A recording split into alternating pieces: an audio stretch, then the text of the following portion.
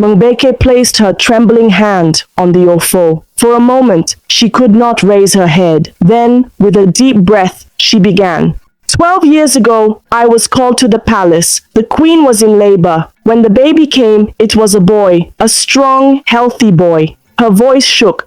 I should have placed him in his mother's arms. Instead, I remembered the promise I had made to Chief Nkemjika and Chief Obidike. Gasps rippled through the crowd. Chief Nkemjika's jaw tightened. Obidike looked down at the ground. They offered me 2 million naira to take the boy far away. They said the king must have no son, so the throne could pass to another family. I was weak. I thought of the debt I owed. I thought of hunger. And so I took him out the back door. I carried him into the forest beyond Umuahia. I left him there and returned to the palace with a lie that he had died and been buried quickly. A loud murmur filled the clearing. Lolo Asama covered her mouth, tears running down her cheeks. Chima stared at Mungbeke, his chest rising and falling. Mungbeke continued, I thought no one would ever find him, but the gods saw. A hunter found him, and the boy lived. For 12 years, I have carried this guilt. Every night I see the queen's face in my dreams. Today, I want the land to hear the truth. I am sorry. She dropped to her knees on the white cloth, sobbing. Ezemuo's eyes moved to Chief Nkemjika and Chief Obidike. You have heard your names in this woman's mouth. Will you swear it is false? Chief Nkemjika stepped forward, forcing a laugh. Great one! How can we trust a woman who admits she lies? She could be lying again now. Chief Chukuma rose. Her mouth may have lied before, but today the gods stand over her shoulder. If she speaks falsely, they will close her throat before the moon rises. Ezemo pointed to the ofo. Then touch it and speak, Chief Nkemjika. Nkemjika hesitated. The silence grew heavy. Finally, he placed his hand on the staff. I did not... He coughed suddenly, clutching his throat. His voice broke into a hoarse whisper. Sweat beaded on his forehead. Gasps echoed through the clearing. Enough, Ezemo said. The gods have marked the liar. He turned to Obidike. You too. Obidike stepped up, eyes darting around. I only wished for what was best. His words stuck in his mouth and he bent forward, coughing hard. His hands shook. The crowd erupted with shouts. Some called for them to be removed from the council. Others demanded punishment. Ezemo raised his staff high. The noise died instantly. The gods have spoken. This boy is the son of Eze Agumba and Lolo Asama. The chiefs who plotted to steal him will face the king's justice. The midwife has confessed and returned what she took. Let the land cleanse itself of this wound. He turned to Chima. Step forward, son of the king. Chima walked onto the white cloth. Ezemo dipped his fingers in the calabash and sprinkled water over the boy's head. From today, the priest declared, Ama Ugwu knows your name and your blood. Walk in truth, for the eyes of the gods are never closed. Lolo Asama rose and embraced her son in front of everyone. Her tears wet his shoulder, but her smile was wide. My son, she whispered, I lost you once, but I will never let you go again. Eze Agumba stepped forward and placed his large hand on Chima's head. You will learn, you will grow, and one day you will wear the crown with honor. The villagers cheered. Drums began to beat, slow at first, then faster, until the grove shook with music. As the celebration grew, guards stepped toward Nkemjika and Obidike. The two chiefs tried to protest, but their voices were still hoarse, and the crowd had no pity. Eze Agumba ordered that they be removed from the council until the elders decided their final punishment. Mungbeke remained on her knees, tears streaming down her face. Lolo Asama walked to her and placed a hand on her head. I will not forget what you did, the queen said softly, but I will also not forget that you returned to tell the truth. Go and do no more harm. Mungbeke bowed low, weeping harder. The royal family left the shrine together. Chima walked between his mother and father, holding the eagle's feather in one hand. The villagers followed behind, singing singing songs of joy. Okafor and Neoma walked a little apart, smiling quietly. They knew their lives would change now, but their hearts were light. They had kept the boys safe until the day the gods had chosen. When they reached the palace gates, Eze Agumba turned to the people. "Tomorrow," he announced, "the heir of Ama Ugwu will be presented to the land. There will be feasting, music, and blessings. Let every heart come with joy."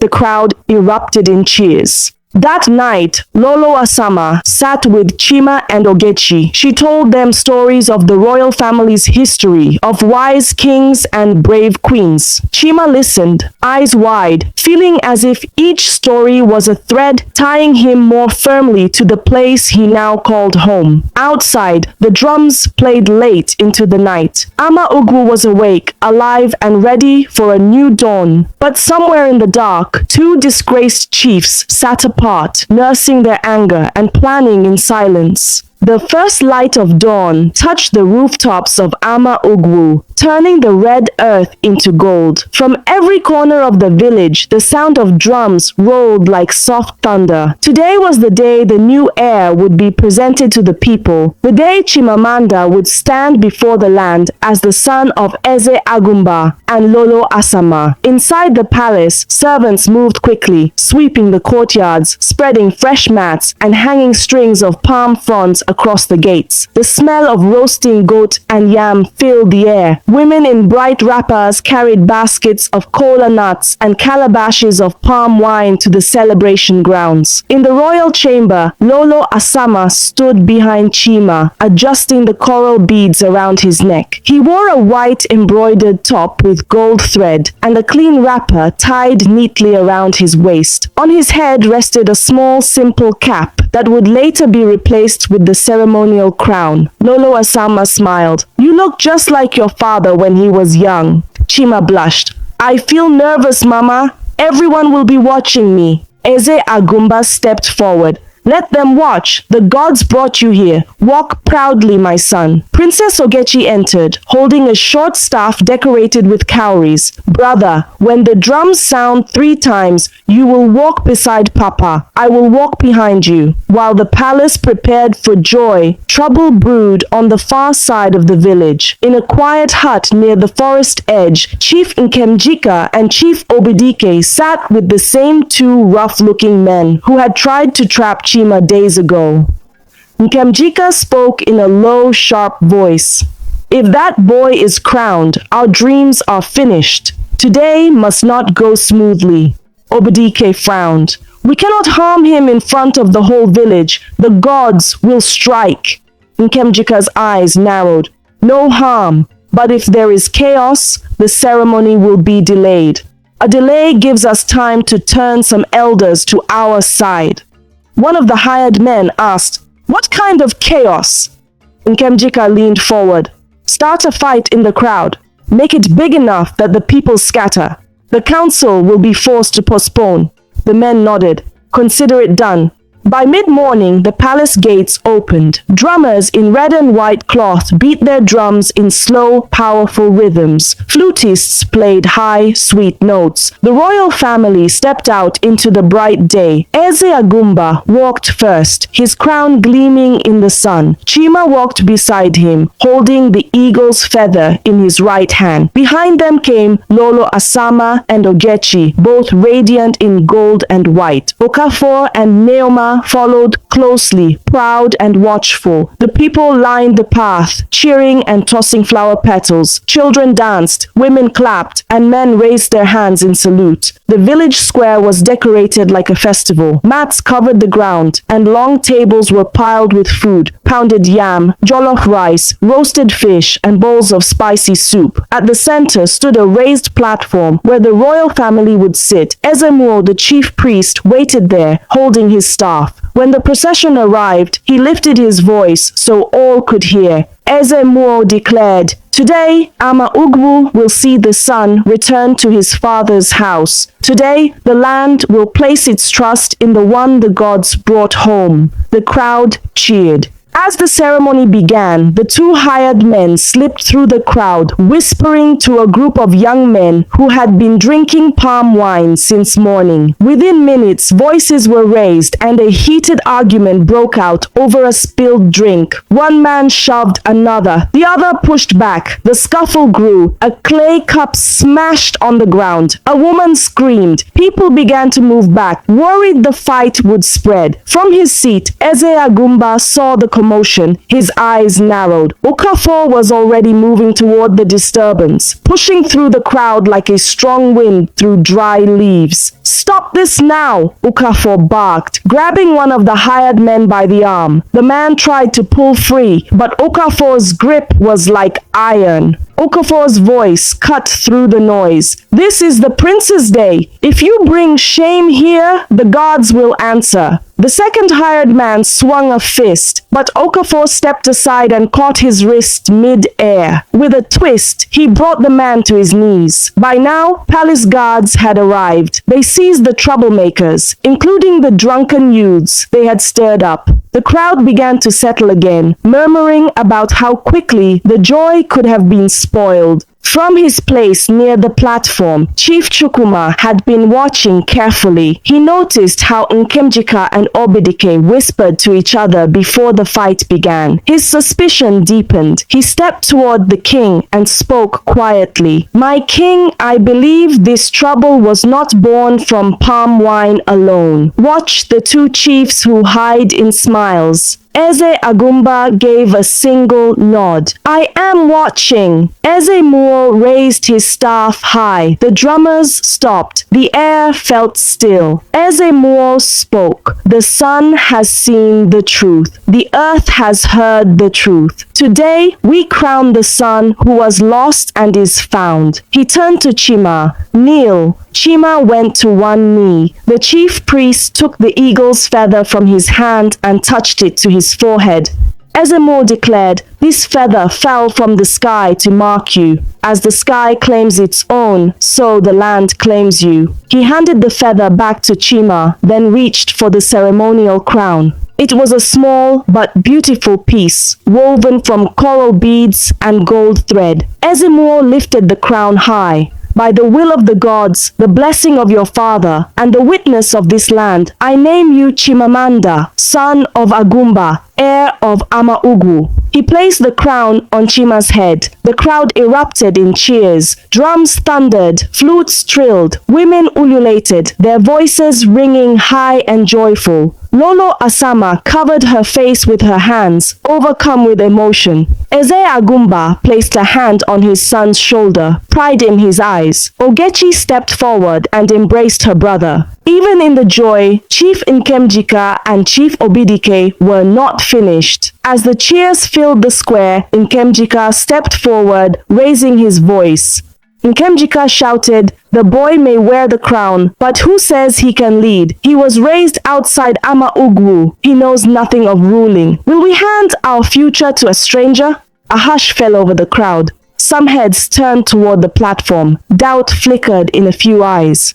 Before the king or the priest could speak, Chima stood tall, the crown gleaming in the sun. Chima said clearly, "I may not have grown up in the palace, but I know what it means to work, to struggle, to live with ordinary people. I know their needs because I have lived them, and I will learn what I do not know. My heart belongs to Amaugu, the land of my father and mother. I am no stranger here. I am home." The crowd roared their approval. Even those who had doubted moments before shouted in agreement. Chief Nkemjika's face darkened. Chief Obidike looked away. They knew their words had failed. The people's hearts now belonged to the young prince. Eze Agumba spoke firmly. "The heir has spoken like a true leader. Let there be no more talk against him. The gods have chosen, and the people have agreed."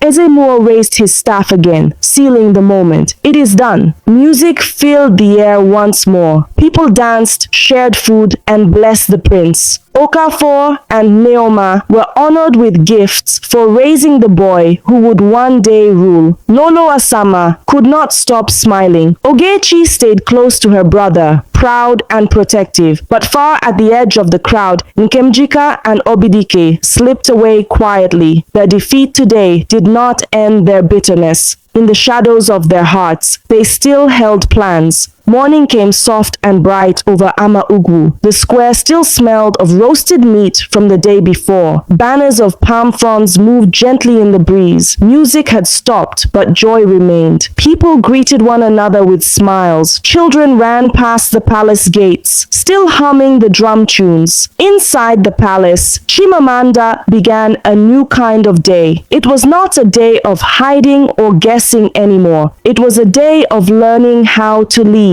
He stood with Eze Agumba in the great hall, while an old scribe showed him carved symbols on a wooden board. "This mark means land," the scribe said. "This one means river. A good ruler knows where every farm and stream lies." Chima copied the shapes with chalk on a slate. His hand shook a little at first, then steadied. Princess Ogechi watched proudly. "You are doing well," she said. "Later we will visit the market. You must hear what mothers, traders, and carpenters need. A leader listens first."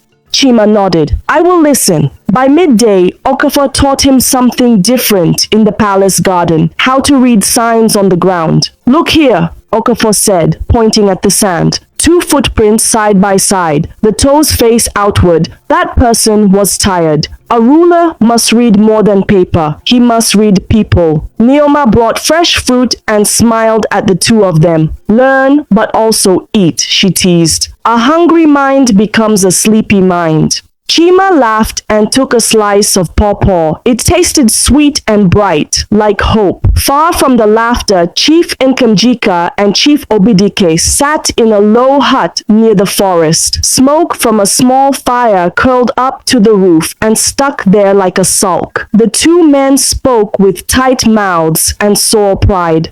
"We failed yesterday," Obidike muttered. "The people loved the boy." Nkemjika's eyes were cold. "Then today we remove him before his lessons take root. No blade, no blood, only a trick." 2 rough men waited by the door.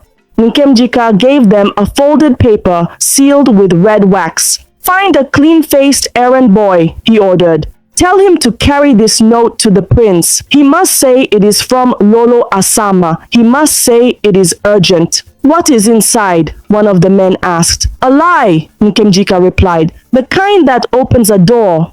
Afternoon light slanted through the palace yard when a small boy, Ikechukwu, arrived at the gate. He bowed and held up the paper. "It is for the prince," he said shyly. "The queen sent me." A guard took the note and carried it inside. Chima received it while Ogechi and Neoma stood nearby. He broke the wax and read aloud, "My son, your father's hunter is hurt near the old stream. Come quickly and come alone so the crowd will not gather." Lolo Asama, Chima's face changed. "Papa Okafor may be hurt." Neoma's eyes sharpened. "Hurt? He is at the armory with the guards. He left 10 minutes ago in full strength." Ogechi leaned closer to the paper. "Let me see the seal." She held it up to the window light.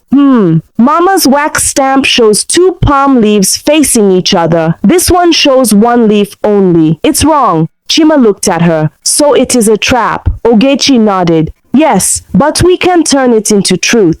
They hurried to Ezemo. The chief priest listened without a blink, then smiled the smallest smile. "Good," he said quietly. "Light has a way of walking into snares and burning them from the inside."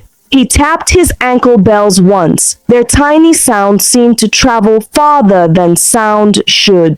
"Here is what we do," Ezemo continued. "Chima will go toward the stream, but not alone. Okafor will shadow him through the trees. Guards will spread wide and quiet. Ogechi, you will mark the path with white chalk on low stones. If darkness grows, your marks will lead us like stars on the ground." Neoma touched Chima's arm. "And if fear comes?" Chima took a breath. "Then I will hold my breath until fear passes. Ezemuo nodded. And remember this, a prince does not chase anger. A prince leads it into the open. Late afternoon painted the path with long shadows. Birds called to each other as if sharing a secret. Chima walked at an even pace, a plain wrapper over his fine clothes, so he looked like any village boy. Close behind, but out of sight, Okafor moved from tree to tree with steps soft as a cat's. Farther out, hidden among bushes, palace guards drifted in a wide circle, hands ready but calm. Ogechi kept low and steady, touching a chalk stone here, a chalk stone there, as if laying quiet breadcrumbs for the night. Near the old stream, the path narrowed between tall elephant grass. A whisper rose ahead, the kind of whisper a person makes when he wants only his friends to hear him. Chima stopped. The grass to his right shivered.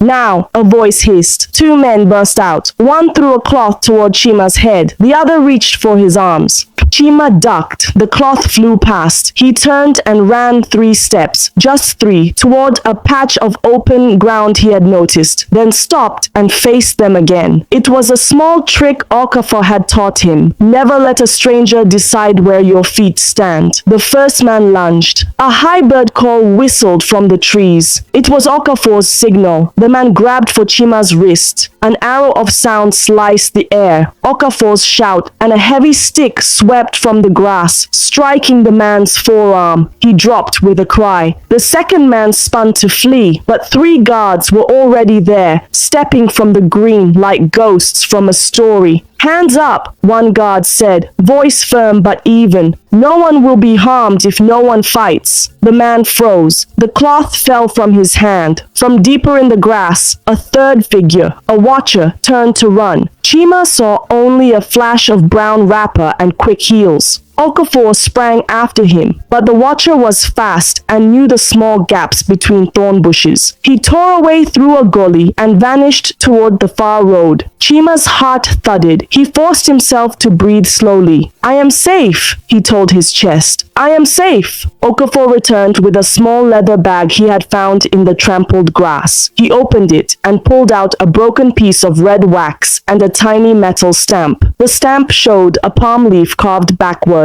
Ogechi stepped up, chalk on her fingers. That is the false seal. A guard searched the first man's belt and found a rolled paper. He opened it. Inside lay a second note, shorter than the first. After the boy is taken, meet at the old palm behind the weaver's sheds. Wait for sunset. N.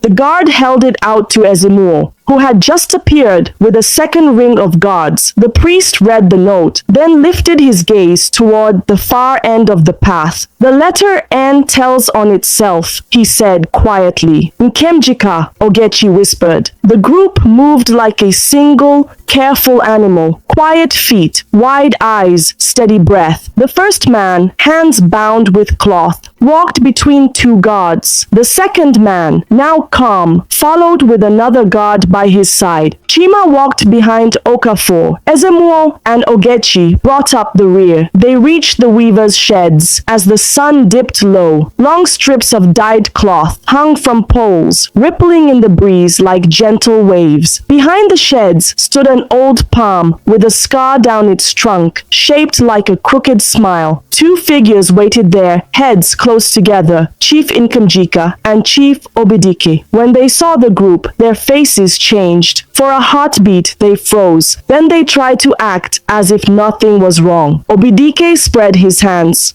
Ah, Prince, we came to greet the weavers and thank them for dressing the square yesterday. Nkemjika nodded fast. Yes, our hearts are clean. Ezemuo stepped forward, staff balanced lightly in his hand. Then you will not mind if we all stand by the old palm and talk where the wind can hear. Nkemjika's mouth opened, then shut. He forced a smile, but his eyes were dry and hard. The bound man looked from the chiefs to the priest, fear soaking through him. Great one, he burst out. Do not let them melt into the crowd. They paid us. They gave us the notes. They told us to wait here. Nkemjika's face hardened. Lies. The boy wants coin. He will say anything. Ezemuo set the Ofo staff upright against the palm.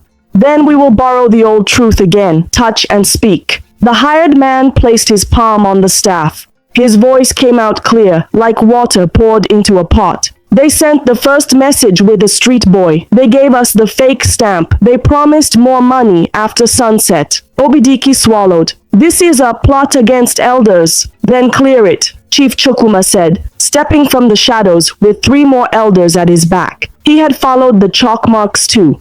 Touch the staff. Nkemjika looked at the staff as if it were a snake. His throat worked. He did not move. Obidike reached out with 2 fingers, barely touching the wood. We only worried about the village. His hand trembled, his mouth opened, no words walked out. Ezimo's bells chimed without his feet moving. The evening wind seemed to bow. The gods are patient, he said softly, but they are not confused. Neighbors began to drift from nearby houses, called by the low hum of many voices. Weavers stepped from their sheds with dyed threads still looped over their arms. Mothers with babies on their backs stood at a distance, watching. Boys climbed a low wall for a better view. Eze Agumba arrived with palace guards. Lolo Asama stood beside him, face calm but strong. The king looked at the bound men, then at the 2 chiefs. My village has eaten enough lies, he said. We will not swallow more. Nkemjika lifted his chin. You cannot judge me in the street. No, the king replied evenly. I will judge you in the hall, under the eyes of elders and the gods. Tonight you will sleep under guard. Tomorrow the council will sit. He turned to the watching people. Go home. Do not shout. Do not throw stones. We will not build a new day with broken hands. The crowd, held by his steady voice, began to thin. Murmurs faded into doorways. Babies sighed. Weavers returned to their looms. The group walked back to the palace in calm lines. Nkemjika and Obidike went between guards, faces tight. The hired men followed, heads bowed. Okafor kept close to Chima. Ogechi's chalk streaks shone faintly on the stones behind them like little moons. At the gate, Ezemuo paused and looked up. The very first star of the evening blinked into the sky. Light is stubborn, he said. It always finds a crack. Neoma met them in the yard, relief softening her whole body. Thank God, she whispered, touching Chima's arm. Chima nodded. Thank God. Later, in the quiet of the royal room, Eze Agumba spoke to his son. Today you did not run wild with anger, he said. You stood, you watched, you called help. That is how a leader keeps both courage and wisdom. Chima looked at the floor. I wanted to shout, I wanted to push, but I remembered Okafor's lesson. Choose your ground. Ogechi grinned. And you did. Lolo Asama placed the eagle's feather on the table between them. This feather fell on your shoulder to remind you that the sky sees far. Keep your eyes far too. Chima touched the feather gently. I will try. When darkness covered the roofs, Ezemuo stood alone in the courtyard and pressed his staff to the earth 3 times. He did not shout. He did not chant. He simply breathed and listened. Beyond the walls, a night bird called once, then again, then stopped as if satisfied. Inside, Chima lay awake, hearing the soft sounds of the palace at night. Feet on stone, a guard's low cough. Ogechi's quiet laugh in the next room. He thought of the fake seal, the chalk marks, the careful circle of guards, the way fear had tried to run his legs for him. He sat up and whispered, I will not be a runner, I will be a road. Before sleep took him, he saw, just for a heartbeat, the picture of tomorrow. The great hall filled, elders seated, the Ofo standing tall, the 2 chiefs facing the truth they had carried like hot stones. He did not know the shape of the council's judgment, but he knew the taste of the village tonight. Calm, steady, brave. Ama Ugwu breathed in. Ama Ugwu breathed out. Dawn waited beyond the hills with a bright bowl in its hands, and the prince who once walked only with drums now walked with wisdom too. Morning broke over Ama Ugwu blue with a pale gold light. The village stirred early. Even the goats seemed to bleat with curiosity. News of the chief's failed plot had spread during the night like smoke in dry Hamatan air. By sunrise, the talk was on every lip. Today, the council will decide what happens to Chief Nkemjika and Chief Obidike. Inside the palace, Chimamanda sat on a low stool while Lolo Asama adjusted the folds of his clean wrapper. Princess Ogechi brushed a little dust from his shoulder and whispered, "Stay calm today. Some people will look at you to see if you are angry. Show them peace instead." Chima nodded. "I will remember. Papa said yesterday that a king's eyes must be cooler than his heart." In the next room, Eze Agumba spoke quietly with Okafor and Neoma. "When the council sits, stay close to the boy," the king said. "Some may try to provoke him or test him with sharp words." Okafor nodded. "My eyes will be open." By mid-morning, the great hall was alive with movement. Elders in fine wrappers and coral beads took their places on carved wooden chairs. The white cloth was spread across the center as before, with the OFO staff standing tall beside it. A fresh calabash of water gleamed in the light streaming from the high windows. Villagers filled the space behind the elders, sitting cross-legged on mats or standing along the walls. Mothers hushed their babies. Men rested their hands on their knees. Everyone waited for the moment. Ezemuo, the chief priest, entered slowly, ankle bells chiming softly. He touched his staff to the ground 3 times and faced the gathering. Ezemuo said, "Yesterday the gods showed their patience, but they also marked deceit. Today we will wash this land with truth. Let every mouth speak without fear. Let every heart hear without hate." 2 gods entered with Chief Nkemjika and Chief Obidike walking between them. Both men wore plain wrappers without their usual beads, a sign that their honor was under question. Their eyes moved quickly around the room, avoiding the crowd's stares. They were seated before the white cloth, facing Eze Agumba, Lolo Asama, and the elders. Eze Agumba rose. His voice was steady but carried weight. "Chief Nkemjika, Chief Obidike, you have served on this council for years. You have shared kola in my father's house, but in the past weeks, shadows have gathered around your names. The people have heard stories. The gods have shown signs. Today, you will answer before this council and before Amaugwu." He sat and the murmurs in the hall quieted. Chief Chukwuma was called first. He stepped forward, touched the ofo, and spoke. "I have seen these men whisper against the prince. I have watched their eyes follow him, not with love, but with hunger for the throne. When trouble rose in the square during the crowning, I saw them whisper again. I believe their hands are not clean." He drank from the cup without a cough. Okafor followed. "I was near the old stream when hired men tried to take the boy. The men were caught. They carried a note marked with a false seal. The note told them to wait behind the weavers' sheds. That is where we found the 2 chiefs." His voice was firm, and his throat swallowed easily after touching the cup. Neoma added her piece, confirming what she had heard and seen. One of the captured men was brought forward. His wrists were tied loosely. He touched the staff, voice trembling. "The chiefs promised us money. They gave us the fake stamp. They told us to bring the boy to them before sunset." A wave of disapproval swept through the hall. Several elders shook their heads. Chief Nkemjika stood, placing his hand on the ofo. He opened his mouth to speak, but after only a few words, his voice cracked. He coughed, swallowed hard, and his next words came out hoarse. "I only wanted to protect the village from uncertainty." The cough returned. The hall murmured. Many understood the meaning of his struggle. Chief Obidike tried next. His fingers barely touched the staff. We feared the boy was too young, too new." His words faltered, and he reached for water, but could not swallow smoothly. Eyes turned to Ezemuo, who nodded once. Ezemuo said, "The gods have marked the mouths that twist the path." Eze Agumba stood again. His eyes swept the hall. Ama Ugwu will not be led by fear. It will not be ruled by hidden hands. Chief Nkemjika, Chief Obidike, you are removed from this council. You will not sit among the elders again. You will work the community farms for one season as a lesson in honest labor. After that, you may live in peace, but without titles. Gasps and murmurs filled the hall. Some thought the punishment was too light. Others nodded, saying mercy had spoken. The king raised his hand for silence. We punish to teach, not to destroy. Let this be a warning to all. The gods see every root beneath the soil.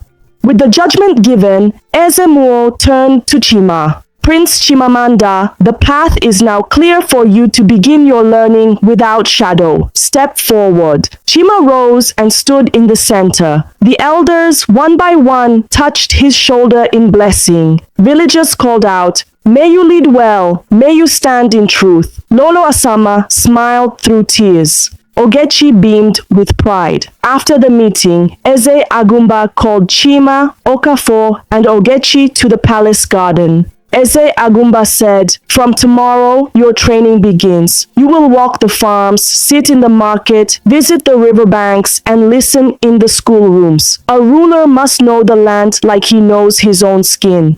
Chima asked, "Will Ogechi come with me?" Eze Agumba smiled. "Yes, a wise leader keeps wise company." Okafor placed a hand on Chima's back. "We will start with the farms. The soil teaches patience." That evening, as the sun set behind the hills, Chima walked alone to the small palace balcony. He looked over Ama Ugwu, its thatched roofs, its curling cooking smoke, its paths like veins across the earth. He thought of the day's judgment, of the chief's fall, of the blessings given, of the work ahead. Ogechi joined him, leaning on the railing. "Are you ready for all this?" Chima smiled faintly. "I think so. The throne is not just a seat. It is a road, and I will walk it." Below, the people's voices drifted up, soft, content, full of trust. Ama Ugwu was breathing easier now. But in the distance, far beyond the last huts, the disgraced chiefs walked slowly toward their homes, carrying their shame like a heavy basket. And though they were beaten, their eyes still held a small, dangerous glint. Morning came soft and bright over Ama Ugwu. Dew shone on the tall grass. Smoke rose gently from cooking fires. The village felt calm, like a pot that had stopped boiling. Inside the palace, Chimamanda tied his wrapper and stood ready with clear eyes. Today was not a day for crowns. Today was a day for work. Eze Agumba met him in the great hall.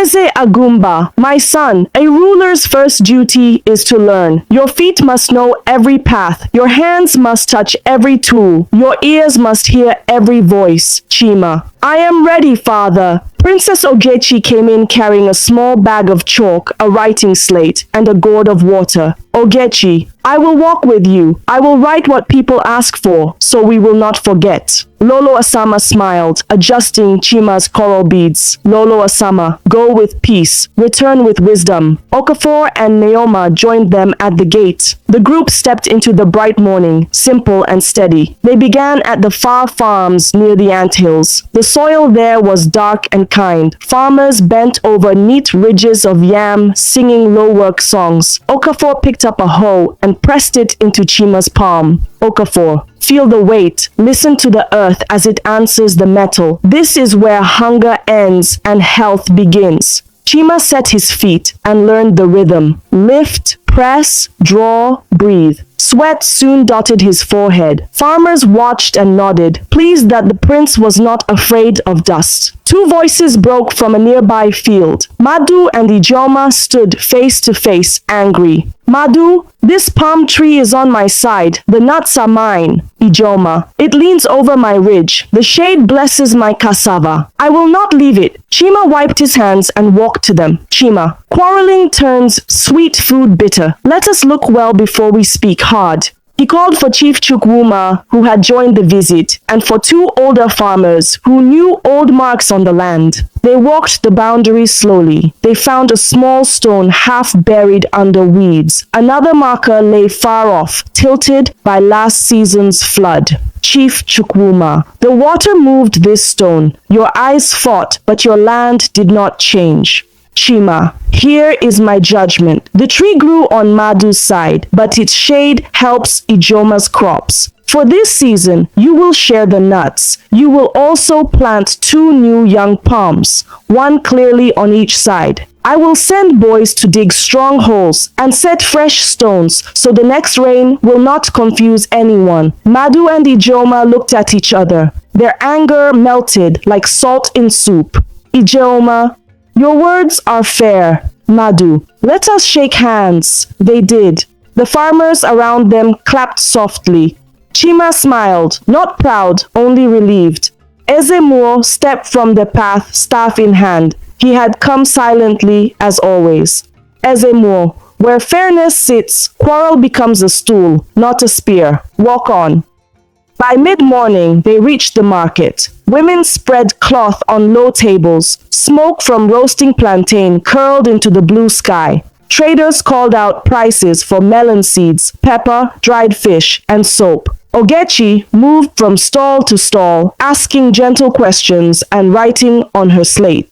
Ogechi, what troubles you here? Trader Ada, the sun burns, shade is small. Young butcher, Ugo, water is far. We need a pot stand nearby. Old carver, Nana. Boys play football across people's wares. We need a line for play, away from baskets. Chima listened without rushing.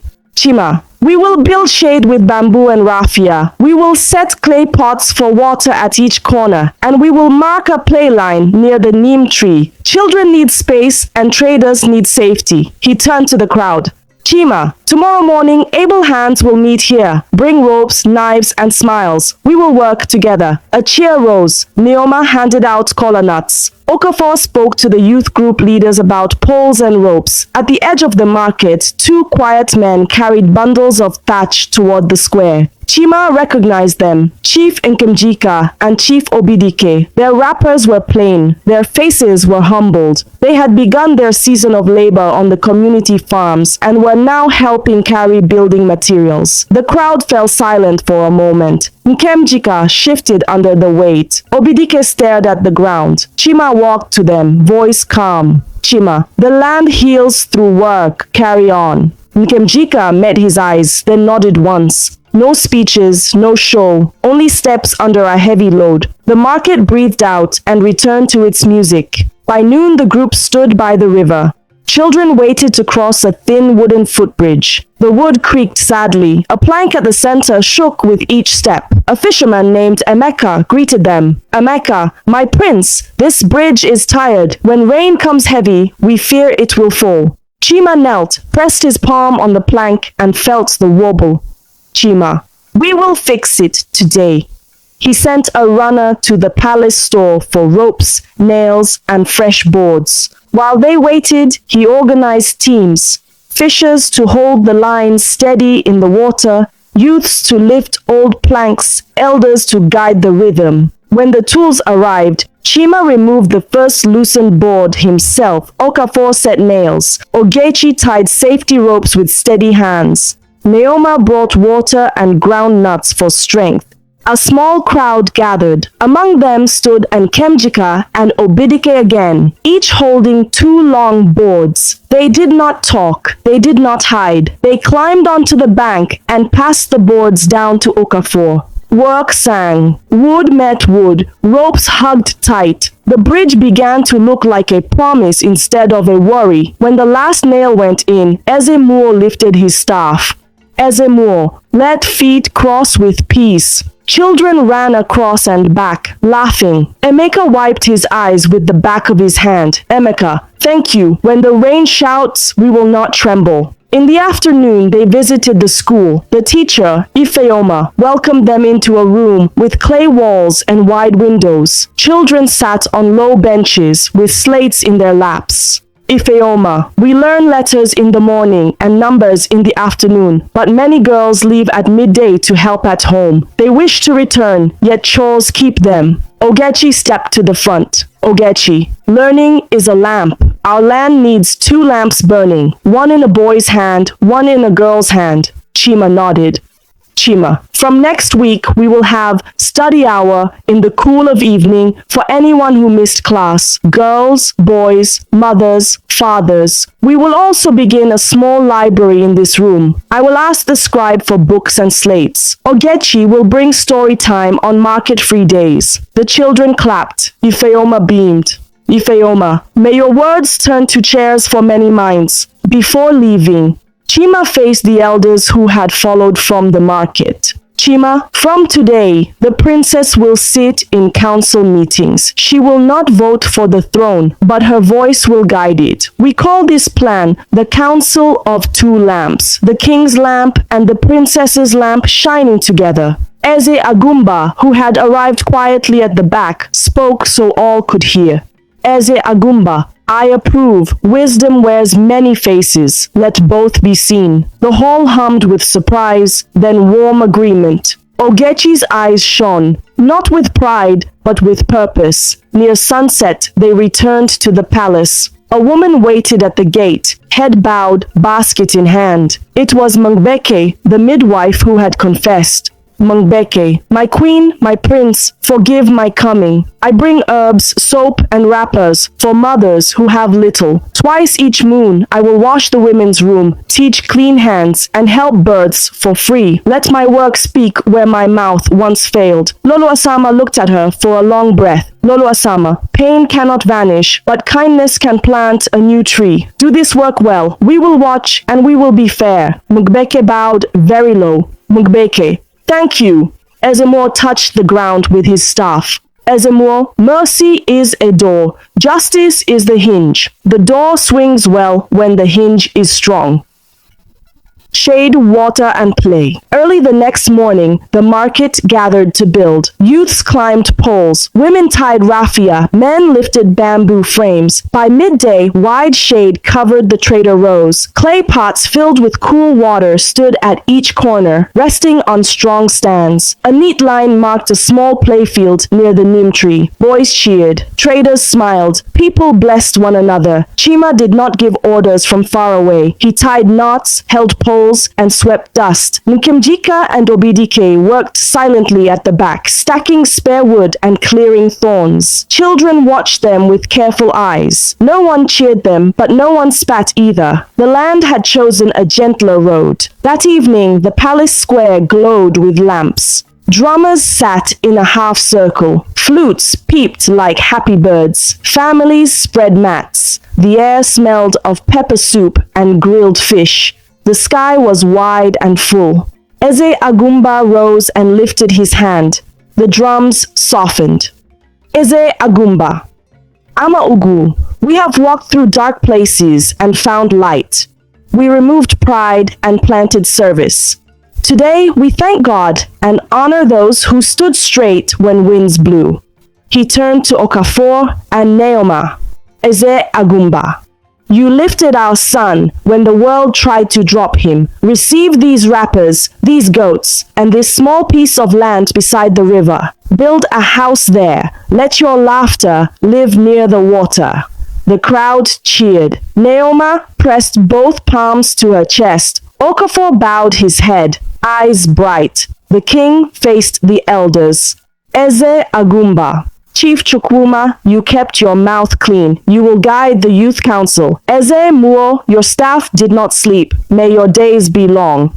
Finally, he turned to Chima and Ogechi. Eze Agumba, my children, you began a bridge today, one on the river and one in the hearts of the people. From now on, every 4th day will be listening day. The heir and the princess will sit under the Udala tree from sunrise to noon. Anyone may come, speak, and be heard. We will write every promise and report every answer. A soft joy moved through the crowd like wind through leaves. Ezemo stepped forward. Ezemo, before we eat, the land will bless the air. He took the eagle's feather from Chima's hand and lifted it. Sky that watched, speak again if the path is straight. At that moment, an eagle circled high above the square. It drifted twice, then glided away, leaving calm behind it. People pointed and smiled. No one shouted. The sign felt gentle, like a hand on a shoulder. Food went round, laughter rose. Children danced in the marked play line. Traders rested under new shade and sipped water from the clay pots they had just filled. The bridge at the river held strong under many feet going home. At the edge of the square, Nkamjika and Obidike sat alone on a low step, tired from honest work. They watched the people they had once tried to control and felt something new, small, strange, but good. It was the start of humility. Mugbeke moved among mothers, handing out soap and showing how to clean baby cloth. Some women kept their eyes hard. Others took the soap, nodded once and said, "We will see." Change had begun, not finished. Later, in the quiet of the royal compound, Lolo Asama, Eze Agumba, Ogechi, and Chima sat together under the Udala tree. The moon shone through the leaves and made small bright coins on the ground. Lolo Asama, today I watched you hold a hoe, settle a quarrel, fix a bridge, and open a door for girls to learn. My heart is full. Ogechi smiled at her brother. Tomorrow we carry books to the school. After that, we mark the next well site. Eze Agumba nodded slowly. The throne is not only a seat of coral and gold, it is a road. Keep walking. Chima looked at the family he had lost and found. He touched the feather on his knee and spoke softly. Chima, I will be a road that many feet can use. I will be a bridge that does not shake. A night bird called once and fell silent. Breeze touched the leaves. The village slept easy. Ama Ugwu had a healed past, a working present, and a bright tomorrow. And the boy who once followed a drumbeat now followed wisdom, with Ogechi's lamp beside his own. Two steady lights for one beloved land. Lesson from this story. True leadership is not about power or titles. It is about service, fairness, and listening to the people you lead. Chimamanda learned that a good ruler works with his hands, shares in the struggles of others, and makes decisions that bring peace instead of division. Forgiveness and humility can heal even old wounds. And when wisdom walks with compassion, a whole land can live in harmony. Thank you so much for watching. Your love and support mean everything to me. If this story inspired you, please give it a thumbs up and share it with your loved ones to spread the inspiration. I'd also love to hear your thoughts. Feel free to share them in the comments below. And don't forget to subscribe to the channel for more interesting African stories. See you in the next video. Bye.